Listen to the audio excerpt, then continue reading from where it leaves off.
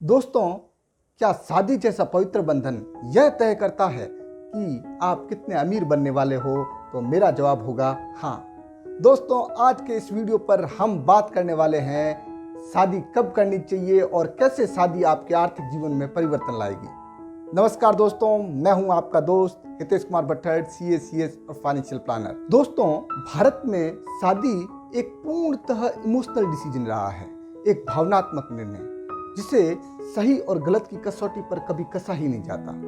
ये या तो आपके माँ बाप के इमोशन को रेस्पेक्ट करने के लिए लिया जाता है, अदरवाइज आपके इमोशन को सेटिस्फाई करने के लिए। लेकिन बदलते आर्थिक और सामाजिक परिवेश में शादी कब करनी चाहिए, यह आपके वित्तीय इमारत के नींव का काम करती है। आज हम बात करने वाले हैं 4 ऐसे सवालों से जिसको आपको अपने आप से पूछना चाहिए शादी का निर्णय लेने से पहले।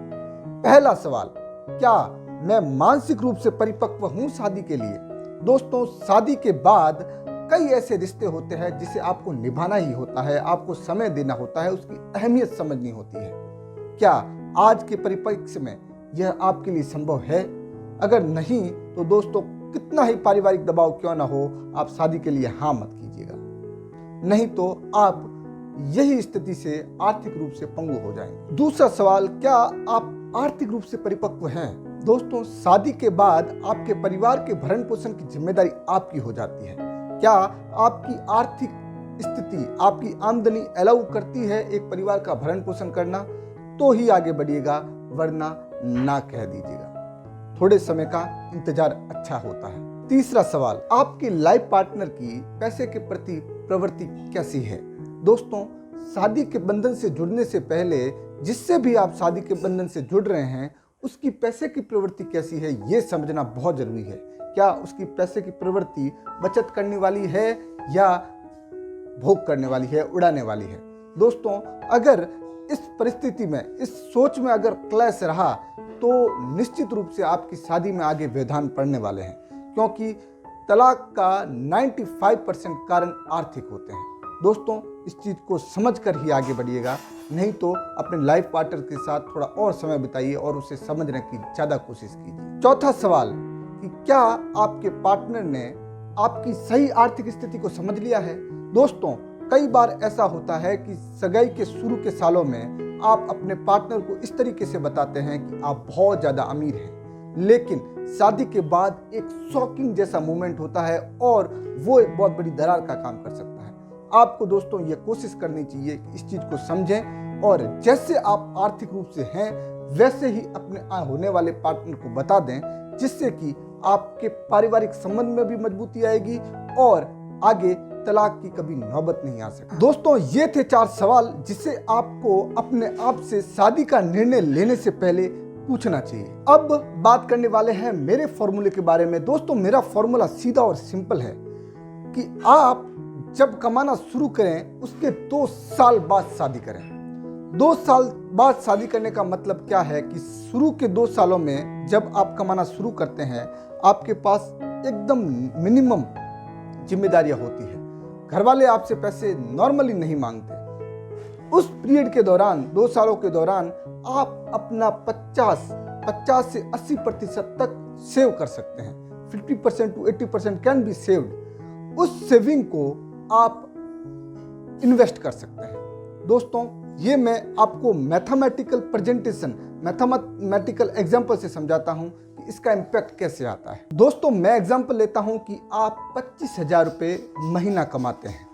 25,000 रुपये अगर महीना कमाते हैं, अगर आपके पास मिनिमम जिम्मेदारी है तो आप 80% तक सेव कर सकते हैं। इसका मतलब ये हुआ कि 25,000 में से 80% अगर सेव कर सकते हैं तो वह 20,000 रुपये होते हैं।